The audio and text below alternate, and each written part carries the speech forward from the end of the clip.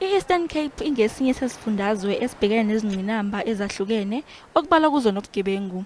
Mumva nje lesisifundazwe sike sahlaselwa izikhulula, kwalimala ingqalasizinda, kwashona nabantu. uNdunankulu wesifundazwe uOscar Mabuyane uthi uhulumeni wesifundazwe uyazama ukubuyisela isimo kwesejwayelekile. Sicinga ngabantu base inokumgijima eKomani to be specific, abantu abazibone sele bengenandawo yokuhlala ngenxa yezimeko zezimpuphuma zithe zahlasela. Sinabo abo bantu ngeli xesha uhulumeni wenza kangangoko ukuqinisekisa into yokuba ubomi babo bubuyela esiqhelweni.